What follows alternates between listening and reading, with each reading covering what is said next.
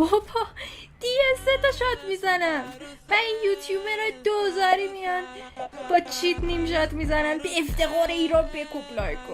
بیا برو بابا. آقا حالا من کاری هم ندارم با کی بود و چی کرد و شاتش هم قشنگ بود، فالووراش هم از من بالاتر بودن، کاری ندارم. اما کسیش تو کسایی رو که داری مسخره میکنی روز اندازه موها سر تلاش کردن، بعد میگی بین دختر و پسر فرق نزن تو کامنت ها میگی.